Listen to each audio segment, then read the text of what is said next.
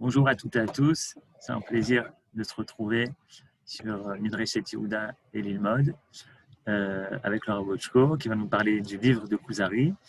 Et pour ceux qui ne savent pas, Laura Bochko a écrit déjà plusieurs livres sur le Kuzari en hébreu, également traduit en français. Donc c'est un grand plaisir de pouvoir écouter Laura Bochko sur un sujet central dont traite le Kuzari, l'élection du peuple juif. Voilà, Rabochko, Bechavod. Shalom, shalom à tous, bon après-midi à tous et que tout se passe pour le mieux.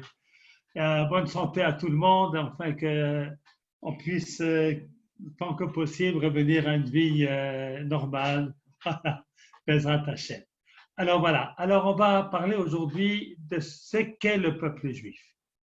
Alors nous avons à cela on pourrait dire, deux écoles essentielles. Celle de Rabbi Yehuda Halevi et celle de Maïmonide. Elles ont l'air toutes les deux très, très, très différentes, mais dans le fond, nous allons voir que les différences, elles sont plus apparentes. Alors, le peuple juif, nous savons tous, c'est le peuple élu. La Torah nous dit dans la Parshat Yitro et que vous serez un Mamlechet Kohanim, Begoy Kadosh, le peuple saint, un peuple de prêtres, un royaume de prêtres, Batem Tiouli Segula Mikol Ha'amim, et vous serez pour moi un trésor parmi tous les peuples. Ce trésor, quelle en est la source? Qu'est-ce qui fait d'un juif un être différent? Alors, il y a cela deux écoles. Alors, la première, c'est celle de Rabbi Yehuda Halevi, qui semble, entre guillemets, raciste, et c'est pour ça qu'on a besoin de beaucoup l'expliquer, et puis celle de Maïmonide, qui semble plus universelle. Et nous allons tâcher de montrer que Rabbi Yehuda Halevi est beaucoup plus universel que ce que l'on croit, et peut-être même plus que Maïmonide. Alors, quelle est la source du peuple juif? Qu'est-ce qui fait du peuple juif un peuple différent? Alors, pour Rabbi Yehuda Halevi, eh bien, le peuple juif est doué d'une âme particulière, d'une capacité de la prophétie. La vie d'un juif n'est pas soumise absolument aux lois de la nature.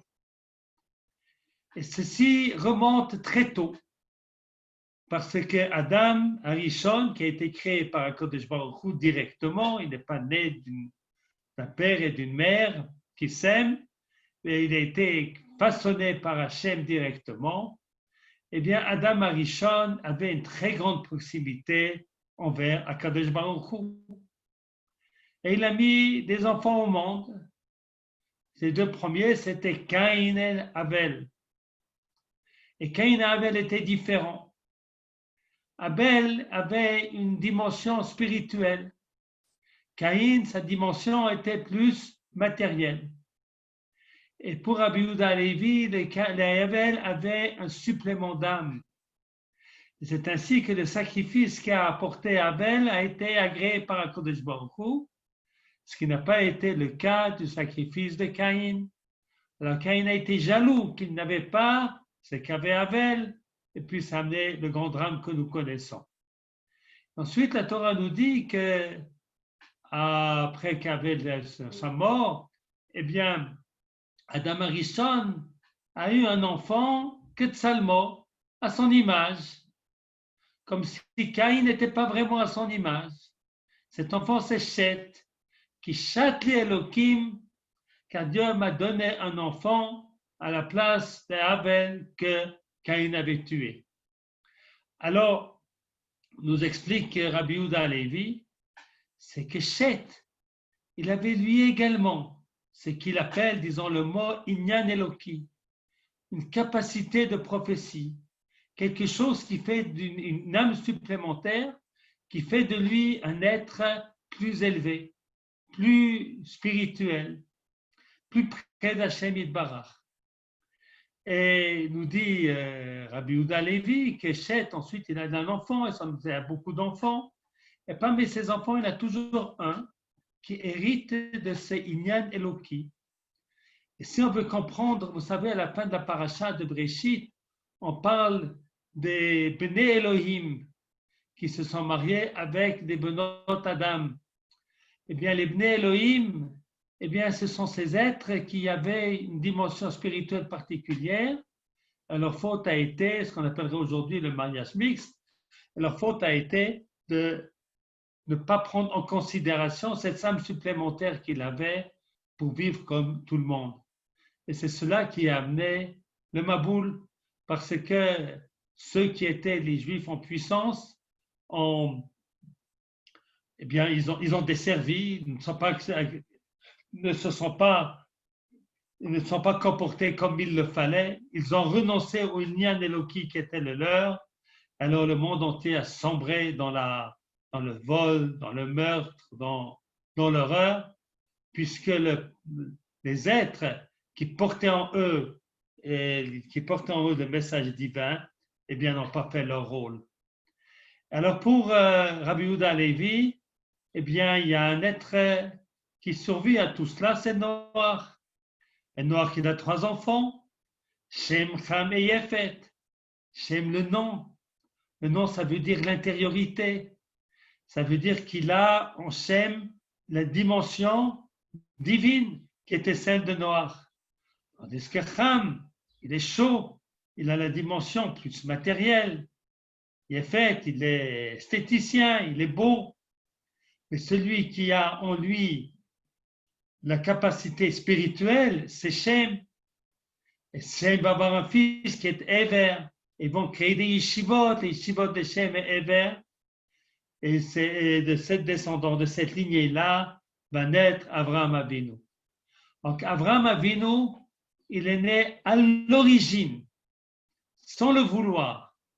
Il a, comme les chrétiens appellent ça la grâce, il a les Inyan Eloki que n'ont pas les autres. Inyan Eloki le passe à Isaac, qui le passe à Yaakov, qui le passe à tous ses enfants.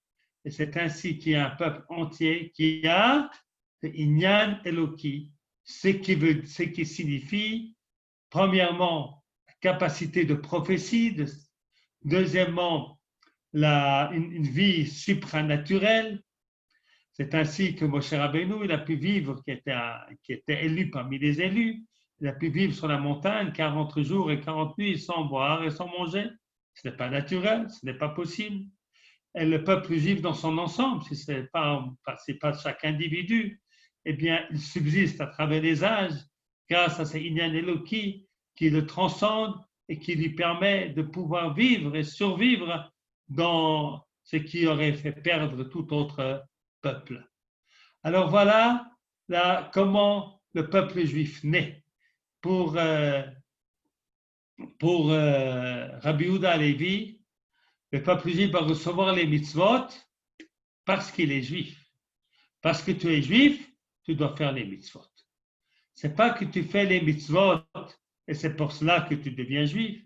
Mais tu es juif, ça c'est appartenir au peuple juif, c'est appartenir au peuple qui a le Inyan Eloki, et c'est ainsi que se développe un peuple qui a une dimension spirituelle exceptionnelle, qui va pouvoir recevoir la Torah au mont Sinaï, entendre la voix d'Akodesh Baruch Hu, être celui qui étudie la parole de Dieu en étudiant la Torah orale qui a été transmise à Moshe Rabbeinu jusqu'à nos jours.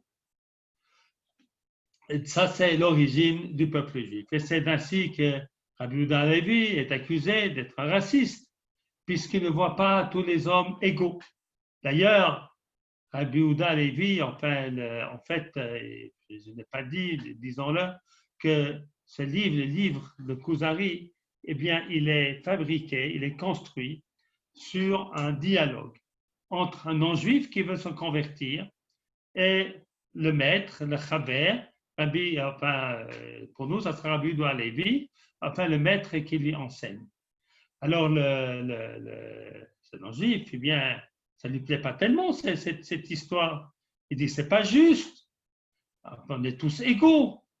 Alors, Rabbi Yehuda Halevi lui répond, mais la nature tous n'est pas les mêmes. Il y a des plantes, il y a des arbres, il y a des arbres fruitiers, il y a des arbustes, il y a le soleil, il y a la lune, il y a les étoiles, il y a des êtres grands, il y a des êtres petits, il y a des êtres blancs, il y a des êtres noirs. Le monde est fait de différences. Eh bien, il y a un peuple qui a les Inyan Eloki, et puis d'autres qui ne l'ont pas. Il n'y a pas à voir à cela une injustice. C'est ainsi que le monde est fait dans la diversité. Si tout le monde était herbe, eh bien, il n'y aurait pas d'intérêt. Ou si tout le monde était éléphant, il n'y aurait pas d'intérêt non plus. Il faut des éléphants, puis il faut des souris, puis il faut des hommes, et puis il faut aussi des juifs qui doivent apporter quelque chose au monde, qui est cette lumière de la Kodesh Baruch Hu. Voici comment Rabbi Yehuda Halevi explique. Il n'y a pas le Inyan Eloki nous oblige, mais il est un donné, il est un acquis. Et à partir de cela, nous devons, bien entendu, faire le bien autour de nous, etc., etc. Ça, c'est comme cela que voit Rabbi Yehuda Halevi l'origine du peuple juif. Eh bien, le Rambam, Maïmonide, voit cela tout à fait différemment. Et on va lire dans son texte comment le Maïmonide lui-même, eh bien, il voit la création du peuple juif. Voilà. Alors, c'est dans Ilchot Avodah Zara V'Chukotehem. C'est dans le livre de Les lois des idolâtres, le premier chapitre. Alors, il raconte, le Rambam, que Bimé Enoch c'est le fils de Shet, Ta'ou bene Adam, Ta'oud Gadol. Les humains qui avaient une connaissance de Dieu, grâce à Adam, Arishon, eh bien, ils ont fait une très grande erreur. Ils ont dit, puisque c'est Dieu qui a créé les soleils et la lune et d'autres êtres très puissants, ce sont ses serviteurs. Eh bien, c'est sans aucun doute l'honneur du Créateur que l'on serve aussi, c'est que l'on honore ses serviteurs.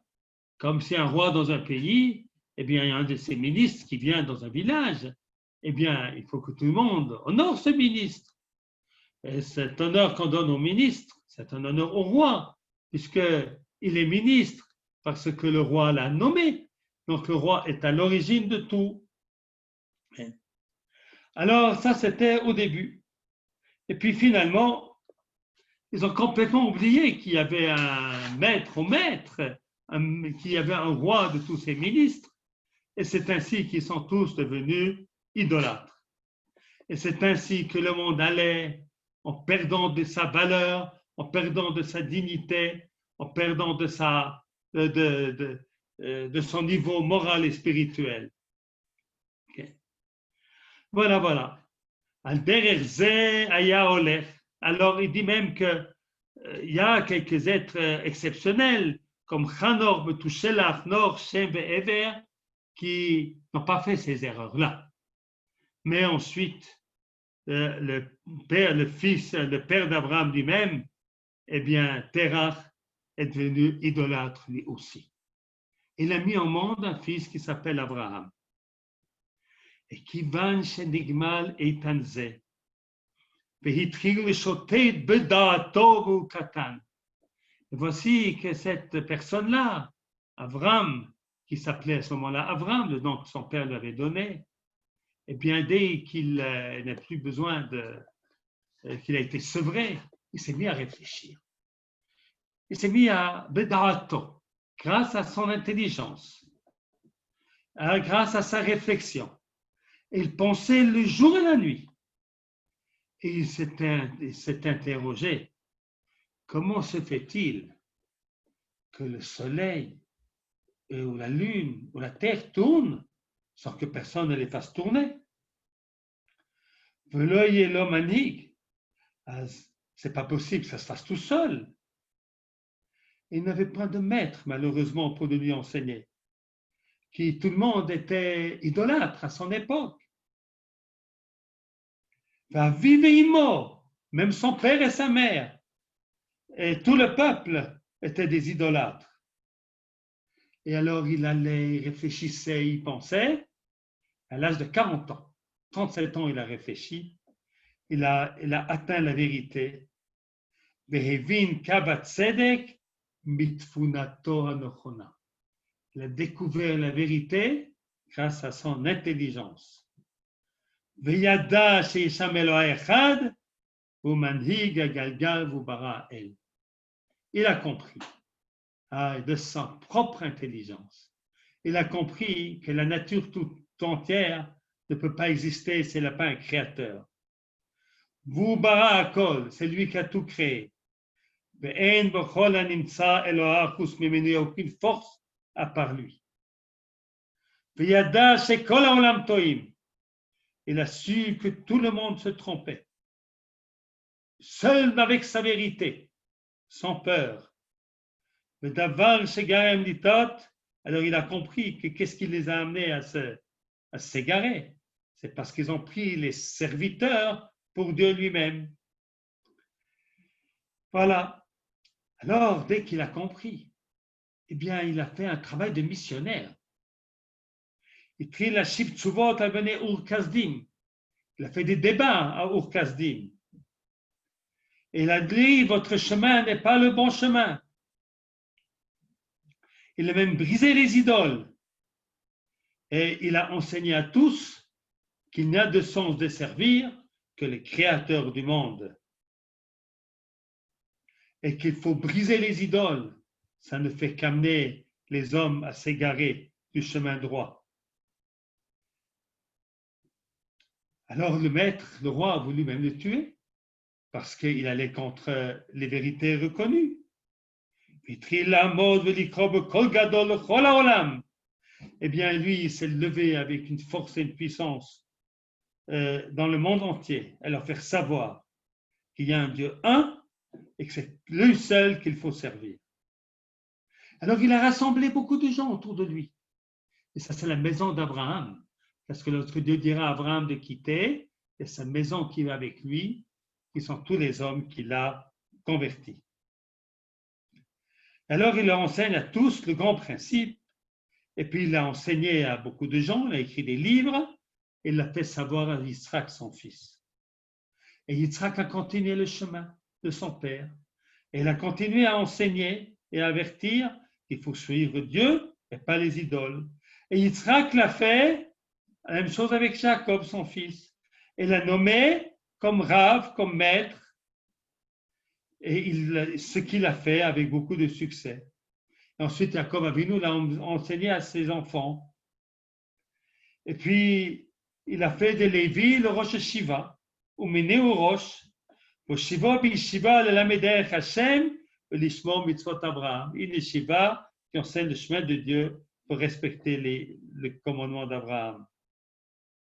Le Tziva et Banav, il a ordonné à ses enfants qu'il faut toujours qu'il y ait un descendant des Lévites qui enseigne la Torah.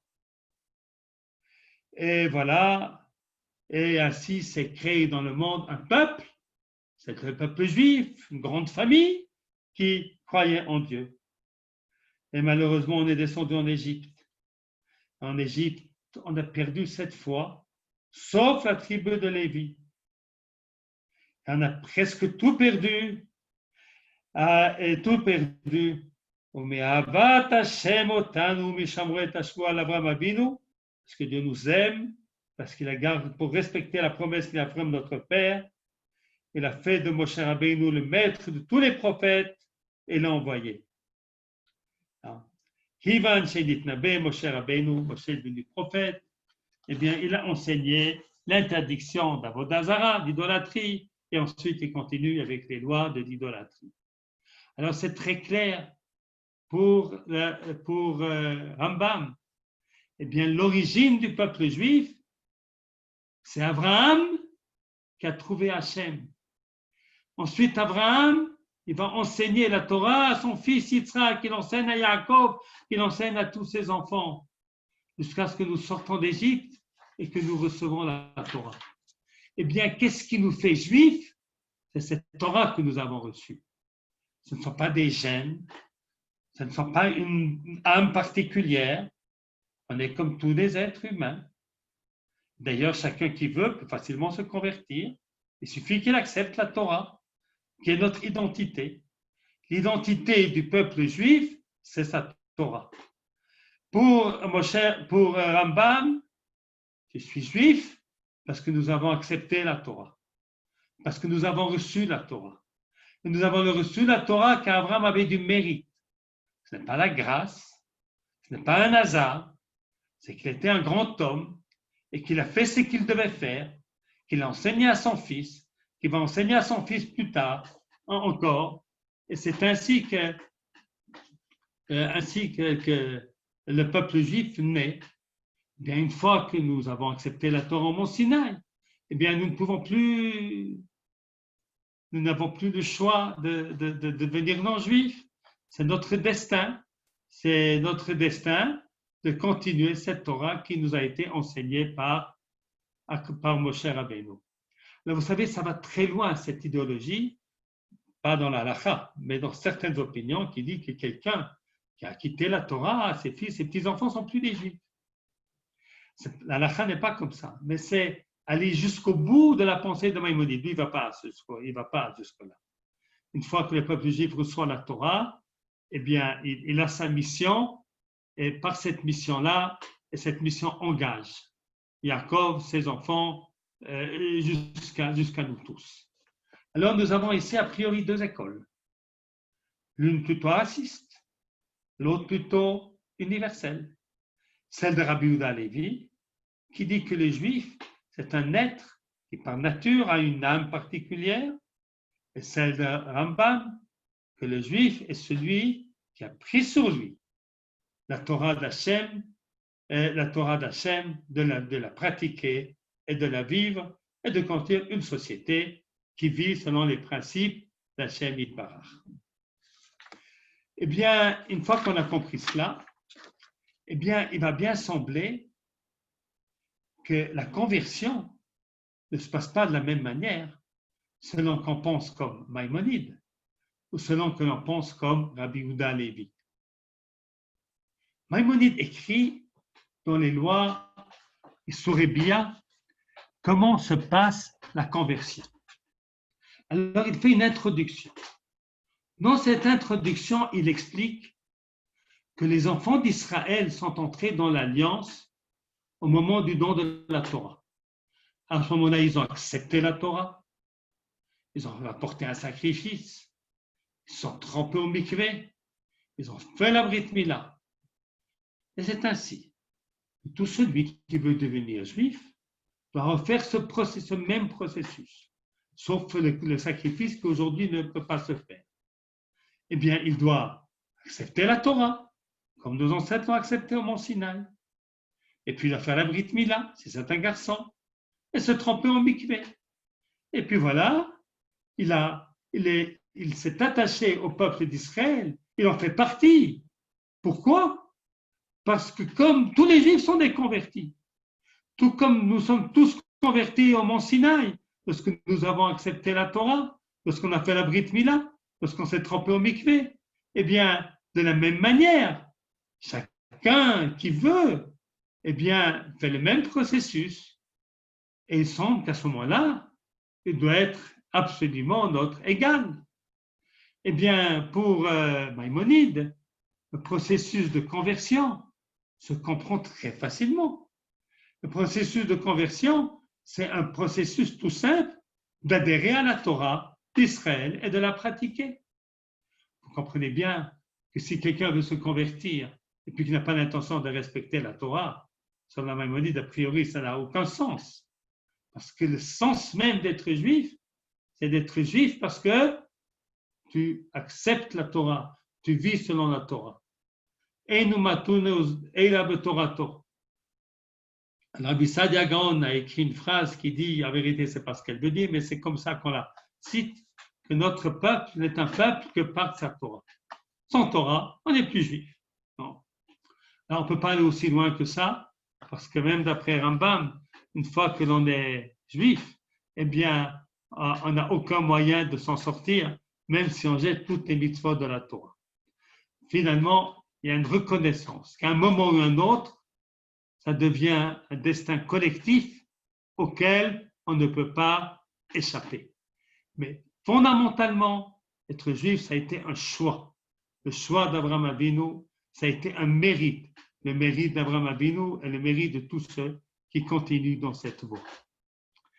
Alors imaginez-vous maintenant le converti, enfin pas le converti, le roi de Khuzar, qui s'adresse à Rabbi Yehuda Halevi, qui s'adresse à son rab, à son maître, et puis lui c'est un non-juif, et il s'intéresse au judaïsme. Et qu'est-ce que lui dit Rabbi Yehuda Halevi? Tu peux te convertir, c'est vrai, il y a une possibilité, mais tu ne seras pas exactement comme nous. Parce que nous sommes ce que nous sommes, grâce à un cadeau. Alors pourquoi se convertir? Lui dit Rabbi Yehuda Halevi, eh bien, parce que tu t'approches, eh bien, tu peux bénéficier de la lumière qui émane du peuple juif. Et ça, c'est un gain extraordinaire. Donc, ça vaut la peine de se convertir. Mais, même si tu te convertis, tu ne seras pas égal, car il y a quelque chose que le juif a par naissance, pas par choix. Et comme tu n'es pas né là-dedans, tu ne peux pas l'avoir. Non? D'abord, c'est intéressant de voir qu'Rabbi Yehuda Halevi n'a pas peur de dire à ce candidat à la conversion, de toute façon, tu n'es pas obligé de te convertir. Hein? Et même si tu te convertis, tu ne seras pas exactement comme nous. Mais c'est très intéressant, malgré tout, le roi de Khuzar, eh bien, il décide de se convertir. Et l'histoire que rapporte Rabbi Yehuda Halevi est qu'il est allé parler avec les gens de son peuple et qu'il les a tous convertis. Et non seulement qu'il les a tous convertis, il a aussi amené des rabbins, etc., pour continuer à enseigner. Ils ont bien bénéficié de miracles dans leur guerre avec les ennemis aux alentours, dans leur pays et leur contrée. Alors, on n'arrive pas à comprendre ce que veut Rabbi Yehuda Halevi. Tu veux nous parler d'un peuple qui est juif par naissance, pas par choix. Et tu écris un livre qui est basé sur l'histoire d'un converti. Et tu nous dis, c'est pas du tout la même chose, mais tu nous racontes que malgré tout, ce peuple-là a bénéficié, comme le peuple d'Israël, un petit peu de miracles. Alors, on n'arrive pas à comprendre. Rabbi Yehuda Halevi, où tu te trouves? Parce qu'il y a dans ton propos une contradiction interne. Et c'est cela qu'il faut expliquer. Quelle est la véritable vision de Rabbi Yehuda Halevi? Alors, pour expliquer tout cela, je vais vous montrer une autre différence très importante entre Maïmonide et Rabbi Yehuda Halevi. Quel est notre but sur Terre? Pourquoi sommes-nous là? Qu'est-ce que nous sommes venus faire? Pourquoi attendons-nous le Messie? La situation aujourd'hui, elle est formidable. On a de quoi manger, on a de quoi boire, malheureusement pas tout le monde. Enfin, en gros, en tout cas avant le Corona, cette situation était pas mal. On est même dans notre pays, on est même indépendant. On arrive même à se disputer entre nous. On est très fort. Hein? Qu'est-ce qui nous manque? Rien. Donc pourquoi vouloir le Messie? Alors, Rabbi Yehuda Halevi, Moshe Rambam nous explique pourquoi est-ce qu'on veut le Messie. C'est le dernier de ces chapitres de son œuvre, Yad HaChazaka. Alors d'abord, il nous dit, on ne sait pas comment le Messie va venir, personne ne sait exactement, qu'est-ce qu'il fait d'abord, est-ce qu'ils sont des exilés d'abord, est-ce qu'il construit le temple d'abord, et ça, on ne sait pas. Mais je vais quand même vous expliquer quel est le but du Mashiach, ce roi Messie que nous attendons. Lo nitavu hachachamim v'haneviim yemot haMashiach, lo kedei sheyishletu al kol ha'olam. Nos sages et nos prophètes n'ont pas souhaité la venue du Messie pour dominer le monde. Lo kedei sheyardu ba'akum. Et pas pour qu'il soit, comme on appelle aujourd'hui, des colonisateurs qui dominent le monde, qui frappent les non-juifs. Le but non plus, c'est pas que les goïms nous disent le peuple juif, un peuple grand, fier, dominateur, sûr de lui, grande intelligence. Pas non plus pour manger, pour boire, pour se réjouir. Et là, voilà le but.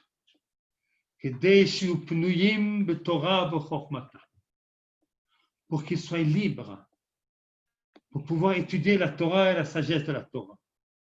Qu'il n'y ait personne qui nous dérange.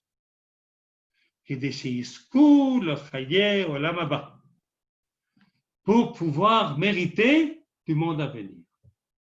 C'est-à-dire, nous sommes ici dans ce monde-ci pour travailler spirituellement, étudier la Torah, faire des mitzvot qui va nous permettre d'arriver au Olam Haba, au monde à venir. Et ça, c'est le but de chacun d'entre nous. D'ailleurs, il y a, comment est-ce qu'il s'appelle, Ramchal, dans son livre Siyat Yesharim, fait écho à cela. Dans le premier chapitre, il dit chacun doit réfléchir quel est notre but dans ce monde, et il nous explique le but, c'est de faire les mitzvot pour qu'on puisse arriver au Olam Haba. Ce monde-ci est comme un corridor, et puis un préambule. Et le Olam Haba, c'est comme le palais. Alors, dans ce monde-ci, on est dans le corridor pour nous amener au Olam Haba, pour nous amener au palais du roi. C'est ainsi que voit la vision de Rambam de Yemot HaMashiach. Eh bien, si nous allons étudier Rabbi Yehuda Halevi en beaucoup de sujets, nous allons voir que pour lui, le judaïsme n'est pas du tout, a priori, il voit les choses très différemment du Rambam. La vision du Rambam est une vision individuelle. Pour travailler, pour servir Hachem et pouvoir avoir le Olam Haba. Yehuda Halevi nous dit quelqu'un qui fait une prière individuelle, faut pas grand-chose. Il n'a pas beaucoup de chance qu'on l'écoute. La seule prière qui est valable, c'est la prière pour la collectivité. C'est-à-dire que Rabbi Yehuda Halevi ne voit pas le judaïsme comme une religion d'un individu, mais l'essentiel, c'est le peuple. Israël, ce n'est pas un peuple où il y a beaucoup de gens qui vont faire la Torah. Israël, c'est un peuple qui va faire la Torah.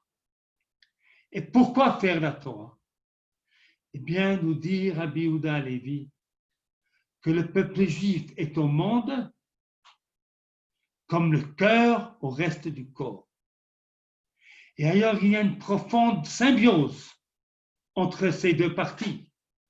Et si le peuple juif fait du mal, ça arrive des malheurs même aux nations. Lorsque le monde va mal, le peuple juif va mal aussi. Le peuple juif s'élève, il élève le monde tout entier. La vision de Rabbi Yehuda Halevi est la vision d'Alinu le Shabbat. Nous disons tous les jours à la fin de la prière, nous espérons la venue du Mashiach pour que le monde pour que le monde entier respecte Hachem, pour que le monde entier vive dans le bien. C'est-à-dire, notre but dans ce monde, pour Rabbi Yehuda Halevi, ce n'est pas le monde à venir, c'est ce monde-là. C'est faire du bien dans ce monde. C'est se soucier de l'Assemblée d'Israël tout entière, et non seulement l'Assemblée d'Israël tout entière, de se soucier du monde tout entier. C'est-à-dire, la vision finale de Rabbi Yehuda Halevi est une vision absolument universelle. Et dans ce cadre-là, on va peut-être bien comprendre ce que la Torah nous dit lorsqu'elle nous dit qu'il ne faut pas faire du mal à l'étranger parce que toi-même, tu as été étranger en pays d'Égypte. Alors nos sages expliquent que l'étranger, c'est le converti. Dans cet homme. Le pshat du verset, c'est que l'étranger, c'est l'étranger. Puisque le verset dit, souviens-toi que toi, tu étais étranger en Égypte. Alors en Égypte, on était étranger. On ne s'est pas converti à l'égyptianisme. Alors pourquoi nos sages nous disent que le converti de ce verset, que l'étranger de ce verset, c'est le converti? Avec Rabbi Yehuda Halevi, on va tout comprendre. Parce qu'en fait, on a une responsabilité envers le monde entier. Nous avons le devoir d'amener le monde vers le bien, d'amener un monde où il y a la justice qui règne, d'amener un monde où il y a le souci du pauvre, un monde où il y a le souci de celui qui est en manque, un monde où il y a la justice. C'est ce que nous devons souhaiter. Cette Torah que nous avons reçue, c'est une Torah qui n'est pas que pour nous. Elle est que pour nous, pour certaines mitzvot, mais elle est pour le monde entier, pour ce qui concerne son message universel. Que le monde doit vivre selon la justice et le bien. Et c'est ainsi que pour Rabbi Yehuda Halevi, sa vision est une vision absolument universaliste. Pourquoi dit-il quelqu'un qui fait une prière pour lui? Non, pas vraiment grand-chose. Parce que tu n'es pas là pour toi, tu es là pour les autres, ça va très loin. C'est deux extrêmes, Rambam et Rabbi Yehuda Halevi. Tous les deux ont raison, mais il faut prendre les deux. Alors, pour Rabbi Yehuda Halevi, on va comprendre maintenant pourquoi nos sages ont parlé du converti dans le verset. Parce que nous devons aimer tous les hommes. Et cet amour de tous les hommes nous amène à vouloir souhaiter que certains d'entre eux, ceux qui sont prêts à se rapprocher de nous, se convertissent. C'est-à-dire que, pourquoi on doit aimer le converti d'étranger? On doit l'aimer parce que tous les hommes sont créés à l'image de Dieu. Tous les hommes ont une dimension spirituelle, pas la même que la nôtre.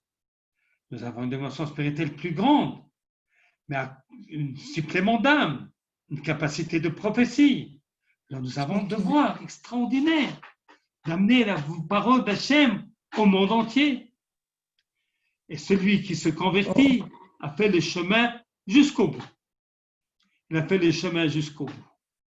Et on va expliquer, puisque qu'on a parlé de ce verset, on va quand même expliquer pourquoi les sages, dans le Pshat, ils ont parlé du converti.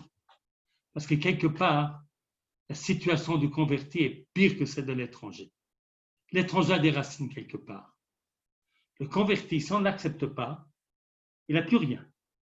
Parce qu'il n'a plus ses racines, c'est converti. Et les Juifs ne l'acceptent pas. Alors il est nulle part. C'est comme ça qu'on était en Égypte.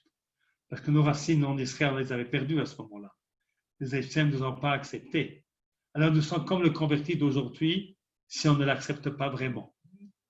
La yeshiva, moi j'ai le bonheur d'avoir pas mal de convertis qui sont arrivés à la yeshiva, des Guéret Tzedek. Il y a quelqu'un qui a visité la yeshiva hier, représentant des yeshivot Esder. Il a fait entrer dans la classe des convertis. Il a demandé à quelqu'un, eh bien, pourquoi tu as voulu devenir juif? Eh bien, il a dit, parce que je veux faire Torah et mitzvot. Il a demandé à un autre, alors, mais il peut faire ça en Amérique du Sud. Pas besoin de venir en Israël pour ça. Et non, il n'y a qu'en Israël qu'on peut vraiment faire Torah et mitzvot comme il faut. Et dire cet idéal d'aimer tous les hommes, et parce qu'on aime tous les hommes, eh bien, que quelqu'un devienne juif, c'est un privilège. C'est notre manière d'aimer. Eh bien, ça explique d'ailleurs la conduite des Hillel avec les gens qui sont venus se convertir. Il les a pas rejetés, il les a rapprochés. Pour qu'ils acceptent la Torah vraiment et qu'ils puissent la vivre pleinement. Et d'ailleurs, cette vision de Rabbi Yehuda Halevi était très forte parce que nous avons des midrashim qui sont très durs à comprendre. On nous dit à propos de Yaakov Avinu, pourquoi sa fille a été prise par Shrem, Hamor ben Shrem, eh bien, il dit c'est de sa faute. C'est une punition, Yaakov. Il dit pourquoi? Parce que il a caché sa fille Dina des yeux d'Esav. Or, si Esav s'était marié avec Dina, il aurait fait tchouva. Donc, il a empêché Esav de faire tchouva. Ah, dites-moi, quel père veut marier sa fille à Esav? Pourquoi demander ça à Yaakov? Possible. C'est pas censé. Alors, d'où vient ce reproche? En l'explication, il faut l'apprendre dès le début. Que lorsque Esav est allé dans un mauvais chemin, et Yaakov, lui, était Yoshevo Halim, était à l'Yeshiva, au Beth Midrash, Esav était dans les champs, il était un petit peu brigand. Alors, Yaakov n'a pas essayé de le rapprocher. On va voir, je m'écarte de lui, loin de moi. Eh bien, tu n'as pas essayé de le rapprocher.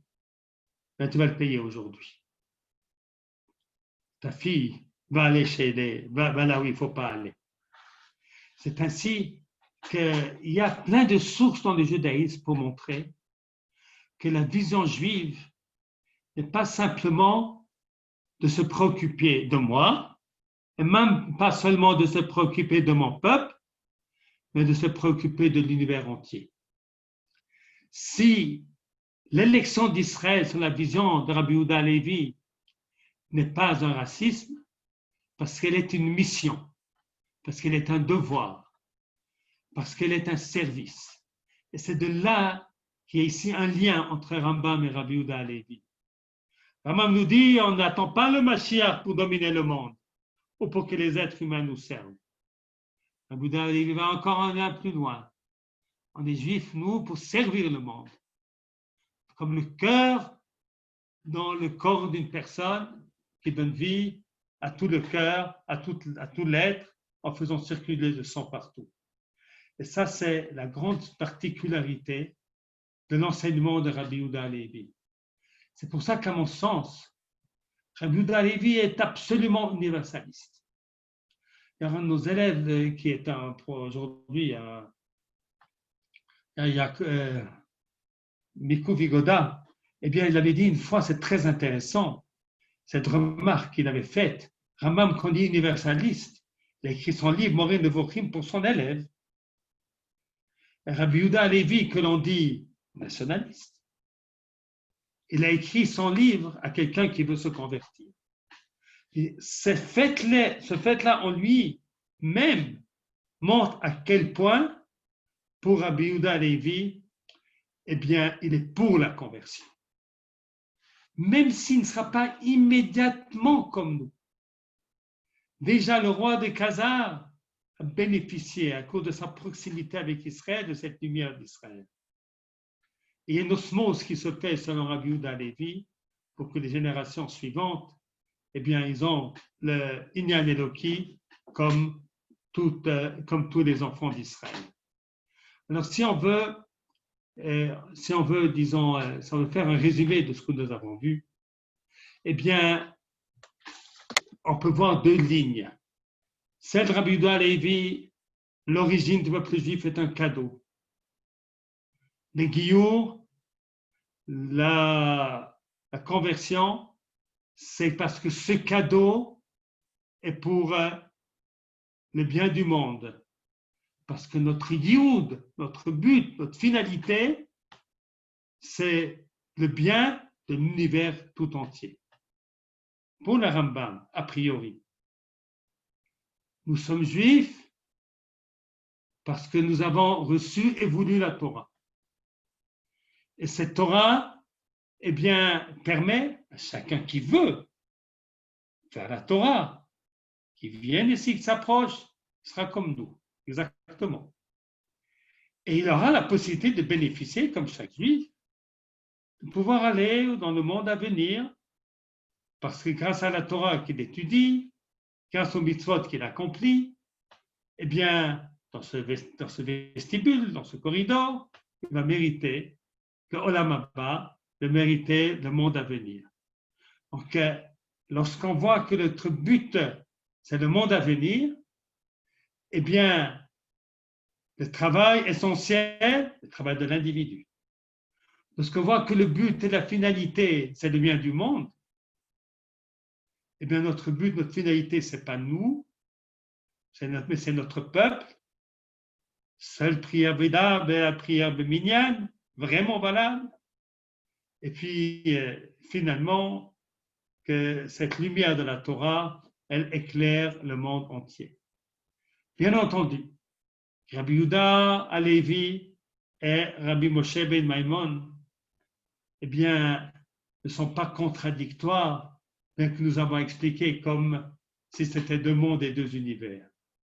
Ce sont deux étages qu'il y a dans le judaïsme. Il y a l'étage que le Rambam représente, le travail sur nous, notre prière à nous, notre progression à nous. Et puis nous avons un étage supplémentaire, qui est l'étage de Rabbi Yehuda Halevi. Il ne faut pas voir ces deux mondes comme antagonisme, mais ils sont comme complémentaires. Chacun a un étage. D'ailleurs, il y a des sources que le Rambam, lorsqu'il a écrit ici, ce n'était pas le fond de sa pensée. Parce que ces deux visions vont créer a priori une différence d'approche envers Eretz Israël. Eretz Israël, pour Rabbi Yehuda Halevi, c'est essentiel. C'est là que se trouve la Shekhinah, la présence divine. Pour le Rambam, c'est très important, parce que c'est là que nous pouvons vivre indépendants, étudier la Torah sans qu'on nous dérange. Ce n'est pas tout à fait la même chose. Tous les deux, c'est important d'être en Eretz Israël, mais ce n'est pas tout à fait la même chose. Mais ça découle de ces deux visions. Maintenant, Rambam, dans les lois de la Néoménie, et puis dans le livre des mitzvot, il nous dit, sachez qu'on ne peut faire les fêtes en Chutz La'aretz que s'il y a des Juifs en Israël. Parce que tout dépend du calendrier fixé par les maîtres d'Israël. Quels maîtres? Ceux qui sont en Eretz Israël. Et aujourd'hui, on a fait un calendrier, et ce calendrier n'a de valeur que s'il y a des Juifs en Israël. Et nous dit le Rambam, si, à Dieu ne plaise, et ça n'arrivera jamais, il n'y aurait plus de Juifs en Israël, on ne ferait plus les fêtes en Chutz La'aretz. Il y a ici une compréhension de la réalité que Eretz Israël est la maison d'Hashem Yitbarach. Et dans Moreh Nevuchim, il parle de la Shekhinah qui se trouve en Eretz Israël. Et puis dans le livre Bet Aprira du Bet Hamikdash, il nous explique qu'à Yerushalayim, au Bet Hamikdash, la Shekhinah n'a jamais quitté. C'est-à-dire que également pour Rambam, il y a une dimension supplémentaire à celle qu'il a écrite dans ses livres de loi. Et c'est ainsi qu'il ne faut pas voir les deux visions comme je dois choisir l'une ou l'autre. Elles sont toutes les deux vraies. Il est vrai de se convertir, c'est recevoir la Torah. Mais il est vrai aussi que parce que je suis juif, je dois faire la Torah. C'est-à-dire que chacun, Rabbi Yehuda Halevi et Moshe ben Maimon, nous ont chacun dévoilé un des aspects de notre Torah une, mais qui a beaucoup, beaucoup de couleurs. Et voilà pour ce petit cours. Et je souhaite à tous, si quelqu'un a une question, avec plaisir. Et voilà, avec plaisir. Et puis une bonne journée pour tous et Shabbat Shalom. Merci beaucoup à Bochko. Je rappelle que Bochko a écrit des livres sur le Kuzari, en français et en hébreu, que vous pouvez acheter. S'il y a des questions, c'est le moment, chers amis. Est-ce que je peux dire quelque chose? Avec plaisir. Oui. Allô, c'est Daniel. Rabbi Bochko, merci beaucoup. Mon fils, Rabbin Ariel Abel, il est venu dans votre yeshiva l'année dernière en février et il a donné un shiur en espagnol et en hébreu parce qu'il connaît un des garçons qui était chez vous, Yoel Quintero. Et il m'a dit que... Voilà. Toda, merci beaucoup, Rav Bochko. Est-ce qu'il y a une dernière question? Voilà. Parmi les gens qui se convertissent, on ne sait pas en vérité si ce sont des juifs qui sont perdus ou autres. Ça, c'est sans aucun doute vrai. Il y a beaucoup de juifs, plus que ce qu'on pense. Il y a des gens qui travaillent là-dessus. Bon, ça, c'est un autre sujet, ça, le sujet de la conversion. Donc, je m'en occupe un petit peu, mais ce n'est pas simple du tout. Mais il semblerait qu'il y a des milliers et des dizaines de milliers aujourd'hui de gens, peut-être même de centaines de milliers, qui veulent devenir juifs. Certains, peut-être parce ils sont des descendants de marins ou comme ça. Et puis d'autres, parce que nous sommes à l'époque du Mashiach et le judaïsme s'étend de partout. Et donc, ceux-là, ils sont pas comme des Lévi qui ne peuvent jamais arriver, ils sont juifs, alors ils ont ce Inyan Elokif. Bien que ce soit des convertis. Comme nous-mêmes, nous ne sommes pas prophètes, alors il n'y a plus tellement de différence aujourd'hui. Ouais. Voilà. Toda Rabba, merci beaucoup. Rav Voilà. Bochko, il y a Rachel qui nous demande comment est-ce qu'on pourra voir le livre, quel est le titre, l'éditeur sur Alors, la vérité, c'est qu'en Israël, je ne sais pas si on se le trouve. En France, c'est l'Ishma qui les diffuse. Okay. En France, l'Ishma les diffuse. En Israël, il faut que, on n'a pas assez de sous, mais il faut que je les réimprime, j'en ai plus. Puis il faut pour les mettre dans les magasins, c'est toute une histoire. À la Yeshiva, je crois que j'ai le 5 et le 3. Je dois avoir deux sur les 5 volumes, je dois avoir 2. Et peut-être qu'il faut qu'on les réimprime. Voilà, pour les avoir ici. Mais en France, tous mes livres, on les trouve chez l'Ishma. Enfin, il y a pas mal de mes livres, on les trouve aussi à la Yeshiva. On téléphone à la Yeshiva et on les commande et on les envoie. Oui, exactement. Toda Rabba, Rav Bochko. Merci beaucoup.